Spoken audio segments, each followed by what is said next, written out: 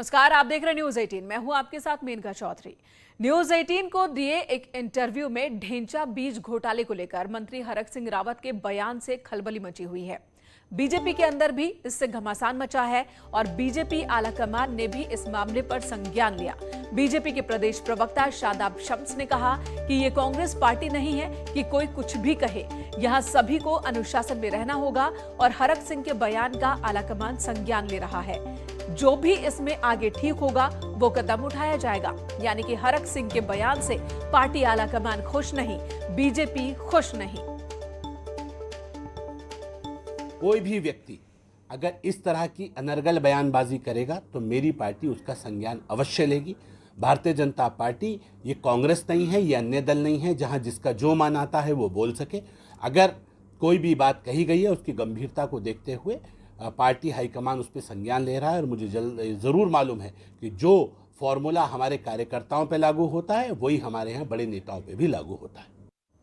असल में हरक सिंह रावत ने न्यूज 18 को दिए एक्सक्लूसिव इंटरव्यू में कहा था कि त्रिवेंद्र रावत ढेंचा बीज घोटाले में जेल जाने वाले थे, लेकिन उन्होंने ही त्रिवेंद्र को बचाया। एएमसी में हरीश रावत जी ने ढेंचा बीज पे फाइल मंगाई, डोयला चुनाव था। मैंने 2 पेज का नोट त्रिवेंद्र रावत के पक्ष में लिखा। शाम को पत्रवाली मैंने कोश्यारी एयरपोर्ट पे कोश्यारी जी और अजय भट्ट मुझे मिले, मैंने दिखाई फाइल। कल यार तुम्हारी हिम्मत है। हरीश रावत जी ने मुझसे कहा तो शाम को दूध पिला रहा है, तो मैंने तो इतनी मदद की त्रिवेंद्र रावत। अगर उस दिन मैं हरीश रावत जी की बात मान लेता और त्रिवेंद्र रावत के खिलाफ जो हरीश रावत चाहते थे मुकदमा दर्ज हो जाता, त्रिवेंद्र रावत कब चीफ मिनिस्टर बन सकता था? जिसके खिलाफ भ्रष्टाचार के मामले में मुकदमा दर्ज हो, चीफ मिनिस्टर बन सकता था। हालांकि इसी बयान पर खुद पूर्व सीएम हरीश रावत कह चुके हैं कि त्रिवेंद्र के जेल जाने वाली कोई बात थी नहीं। इधर कांग्रेस की बात करें तो कांग्रेस पार्टी में सब कुछ ठीक नहीं है। प्रदेश अध्यक्ष गणेश गोदियाल साफ कह चुके हैं कि उत्तराखंड के मामले को लेकर दिल्ली में किसी तरह की कोई मीटिंग नहीं हुई, लेकिन दिल्ली में अलग मीटिंग चल रही है। गोदियाल ने कहा कि हरीश रावत पंजाब के सिलसिले में दिल्ली पहुंचे हैं, जबकि वो खुद सोमवार को राष्ट्रीय प्रवक्ता रणदीप सुरजेवाला से मिले। अब इधर आज जो तस्वीर दिल्ली से सामने आई उसमें साफ दिखा कि एक गुट कांग्रेस में अलग राह पर चल रहा है। यानी एक तरफ जहां कांग्रेस का देहरादून में प्रदर्शन, तो दूसरी तरफ कई बड़े नेता दिल्ली में प्रभारी के साथ मीटिंग कर रहे हैं। इन नेताओं में नेता विपक्ष प्रीतम सिंह, करण माहरा, कार्यकारी अध्यक्ष भुवन कापड़ी, रंजीत रावत, जसपुर विधायक आदेश चौहान भी शामिल हैं। कोषाध्यक्ष आर्येंद्र शर्मा भी मौजूद थे। यानी कि साफ है कि चुनाव से पहले हरीश रावत और प्रीतम गुट में एक बार फिर सियासत तेज है।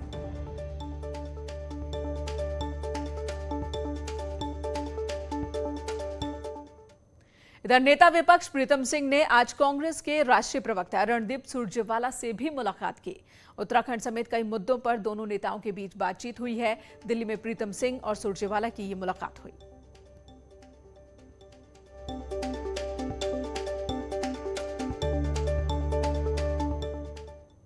तो अब एक तरफ कांग्रेस का एक धड़ा दिल्ली में बैठक कर रहा है, तो दूसरा धड़ा देहरादून में था। कांग्रेस प्रदेश अध्यक्ष गणेश गोदियाल के नेतृत्व में कांग्रेस ने प्रदर्शन किया। 4 धाम यात्रा शुरू करने को लेकर यह प्रदर्शन हुआ। विधानसभा के सामने धरना दिया गया, नारेबाजी भी हुई। कांग्रेस ने 4 धाम यात्रा शुरू नहीं करने को लेकर सरकार की विफलता बताया और कहा कि जल्द से जल्द यात्रा शुरू होनी चाहिए। माननीय अध्यक्ष जी, सड़क खाली कर दें कृपया।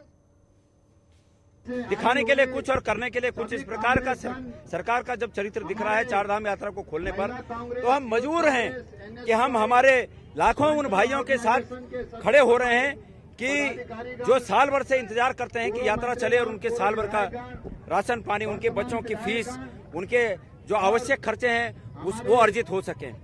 सरकार सुनने को तैयार नहीं है, और जब सरकार सुनने को तैयार नहीं है तो अब जब तक सरकार इस बात को मान नहीं जाती, ठोस प्रयास नहीं करती, माननीय न्यायालय में तथ्यपूर्ण तरीके से अपनी बात नहीं रखती, हमारे उत्तराखंड की आवश्यकता की बात नहीं रखती, हम इसको लोकतांत्रिक तरीके से इस लड़ाई को लड़ते रहेंगे।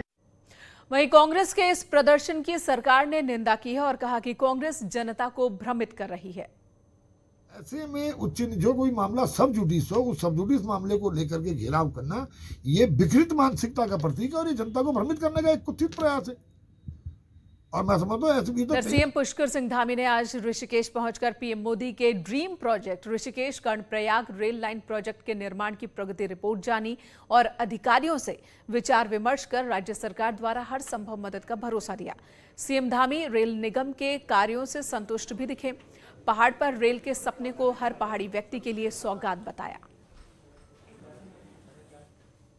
देश के यशस्वी प्रधानमंत्री जी का जो एक संकल्प है कि 2024 तक कर्णप्रयाग तक रेल जाएगी और उसमें रेल से वहाँ व्यक्ति पहुँचेंगे, तो उसमें कहीं कोई व्यवधान ना आए और उसकी तेज़ गति से जो प्रगति चल रही है वो और तेज़ चले। कहीं पर अगर कोई व्यवधान है तो उसको हम लोग सॉर्ट आउट करें। उसी को लेकर आज यहाँ पर ये समीक्षा बैठक हमने करी है।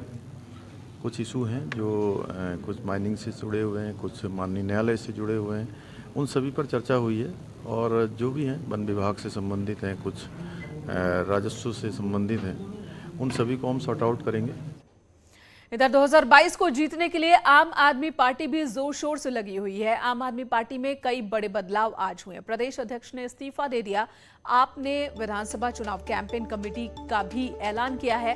पार्टी ने गढ़वाल, कुमाऊं और तराई से 3 कार्यकारी अध्यक्ष बनाए हैं। कुमाऊं से भूपेश उपाध्याय, गढ़वाल से अनंतराम चौहान और तराई से प्रेम सिंह राठौर को कार्यकारी अध्यक्ष बनाया गया।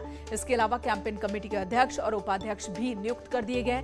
दीपक बाली को कैंपेन कमेटी का अध्यक्ष बनाया गया है, जबकि पार्टी के प्रदेश अध्यक्ष पद से हटे एसएस कलेर ने खटीमा से सीएम धामी के खिलाफ चुनाव लड़ने का ऐलान किया है।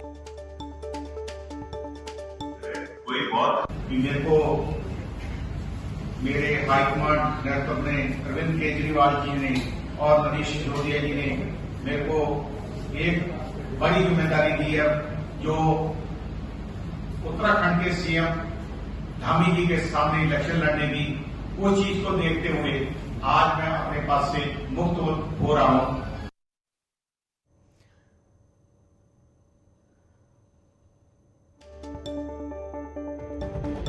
आम आदमी पार्टी ने कैंपेन कमेटी का ऐलान कर दिया और साथ ही कैंपेन कमेटी के अध्यक्ष और उपाध्यक्ष का भी नाम सामने आ चुका है। वहीं चुनाव को लेकर अरविंद केजरीवाल तीसरी बार राज्य के दौरे पर पहुंचने वाले हैं। 19 सितंबर को केजरीवाल हल्द्वानी पहुंचेंगे और इसके लिए खुद केजरीवाल ने ट्वीट कर जानकारी दी। हल्द्वानी में केजरीवाल एक बार फिर से चुनावी घोषणा कर सकते हैं। कोई बड़ा ऐलान सीएम दिल्ली के मुख्यमंत्री यहां कर सकते हैं। इधर नेता विपक्ष प्रीतम सिंह को पद पर करीब 1.5 महीने का वक्त हो चुका है, लेकिन अब तक सरकार नेता विपक्ष का घर तैयार नहीं कर पाई। प्रीतम सिंह का कहना है कि घर तैयार होते ही वो वहां शिफ्ट करेंगे, लेकिन बीजेपी ने नसीहत दी है कि नेता विपक्ष घर से ज्यादा 2-3 महीने बाद होने वाले चुनाव पर ध्यान दें।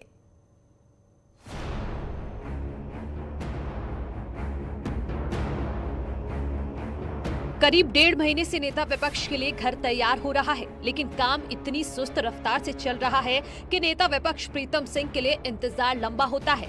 नेता विपक्ष को प्रोटोकॉल में घर, गाड़ी और दूसरी कई सुविधाएं मिलती हैं, लेकिन सरकार की तरफ से घर देने में हो रही देरी पर कई सवाल खड़े हो रहे हैं। हालांकि प्रीतम सिंह का कहना है कि घर न देना जैसी कोई बात नहीं है, बल्कि उस घर की हालत इतनी खराब है कि टाइम लग रहा है। उसमें जो स्थिति है वहाँ की, वो बहुत ही दयनीय है, क्योंकि बहुत लंबे समय से वो खुला नहीं है। उसमें कार्य चल रहा है, कार्य पूरा हो जाएगा तो मैं शिफ्ट करूंगा। घर देने में जानबूझकर देरी हो रही है और अगर घर की हालत खराब है और उसे तैयार होने में कितना वक्त लगेगा, इस पर सरकार के प्रवक्ता सुबोध उनियाल का कहना है कि व्यवस्था हो रही है, लेकिन फिलहाल घर से ज्यादा ध्यान चुनाव पर होना चाहिए। जबकि पूर्व सीएम त्रिवेंद्र रावत का कहना है कि नेता विपक्ष की बात पर ध्यान दिया जाना चाहिए। ठीक है, उनको चिंता है ये इस समय चुनाव के समय, क्योंकि मात्र 3-4 महीने का समय बाकी है। ऐसे में मैं समझता हूँ उन्हें अपनी चिंता ज़्यादा होनी चाहिए।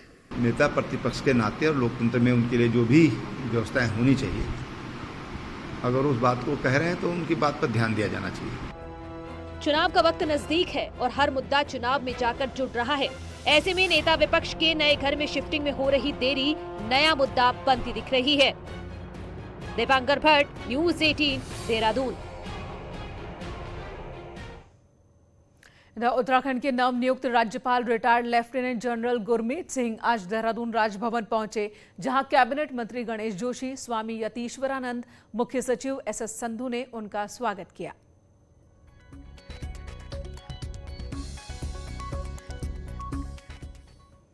वहीं इससे पहले राज्यपाल lieutenant general retired Gurmeet Singh का देहरादून के जॉली ग्रांट एयरपोर्ट पर भव्य स्वागत हुआ। प्रोटोकॉल मंत्री धन सिंह रावत, कैबिनेट मंत्री गणेश जोशी, मंत्री यतीश्वरानंद ने नए राज्यपाल का स्वागत किया। इस मौके पर उन्हें गार्ड ऑफ ऑनर भी दिया गया।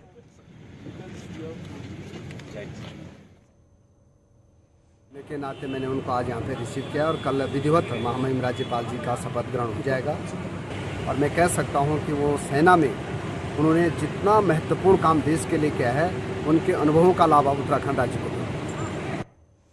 अगली खबर रुड़की से, जहां दबंगों ने मारपीट की है। दबंगों ने लाठी डंडों से एक युवक को बुरी तरह से पीटा है। युवक को काफी देर तक पीटते रहे। कलियर इलाके की ये वारदात है। अब इस मामले की जांच पुलिस कर रही है। पता लगाया जा रहा है कि पूरा मामला आखिर है क्या। हालांकि न्यूज 18 इस वीडियो की पुष्टि नहीं करता, लेकिन इन तस्वीरों में आप देख रहे हैं एक लड़के को किस तरीके से पीटा जा रहा है लाठी डंडों से। 4 लड़के हैं जो उसकी पिटाई कर रहे हैं। और अब खबर विकासनगर से, जहां पर कालसी चक्राता रोड पर पहाड़ से भारी बोल्डर गिरा और ये पत्थर एक बोलेरो गाड़ी के ऊपर गिरे। गाड़ी में सवार 9 लोग इस हादसे में जख्मी हो गए। घायलों को साहिया अस्पताल में भर्ती कराया गया, जिसमें से 2 की हालत गंभीर बताई जा रही है, जिन्हें हायर सेंटर रेफर किया गया। बताया जा रहा है कि लाल पुल के पास यह हादसा हुआ। बारिश की वजह से पहाड़ों में लगातार लैंडस्लाइडिंग हो रही है और इस बार गाड़ी के ऊपर ही ये बोल्डर गिर गए।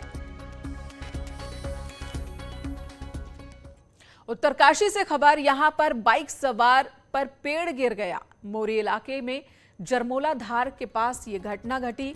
बाइक सवार के ऊपर पेड़ गिरा, जिसमें युवक घायल हो गया। गंभीर स्थिति में उसे पुरोला के अस्पताल में भर्ती कराया गया।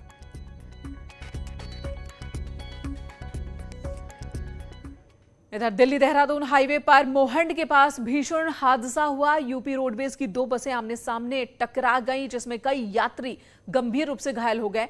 घायलों को तुरंत ही देहरादून के अस्पताल भेजा गया। पुलिस के मुताबिक सहारनपुर की ओर से आ रही बस ने अपना संतुलन खो दिया और दूसरी तरफ चली गई। दोनों ही ड्राइवर को गंभीर चोट पहुंची है।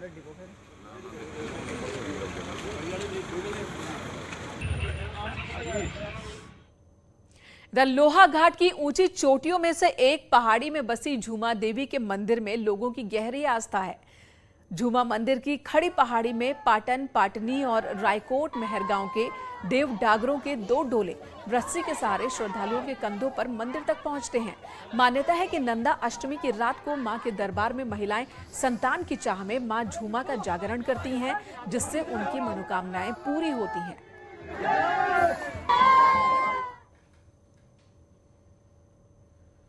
जनश्रुति के अनुसार यह आस्था है कि यहाँ पर निसंतान व्यक्ति अगर पूर्ण मनोयोग से पूजा अर्चना करे तो उसको संतान सुख प्राप्त होता है। यह निसंतान दंपतियों के लिए विशेष रूप से वरदान देती हैं और जो वायु रोग होते हैं उन वायु रोगों का निदान यहाँ पर निश्चित रूप से होता है।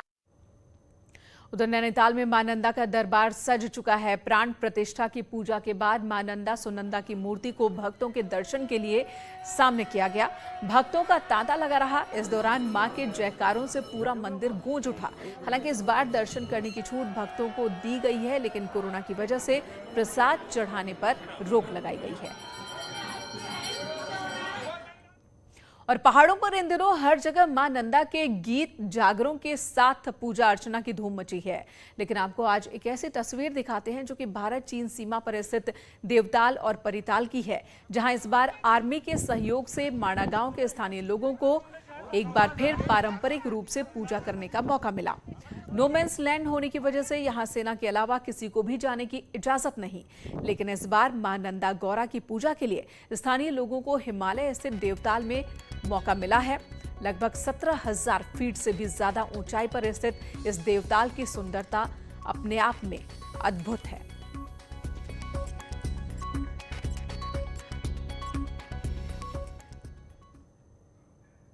और इस वक्त रुकेंगे एक छोटे से ब्रेक के लिए। ब्रेक के बाद आपको दिखाएंगे देवी दर्शन।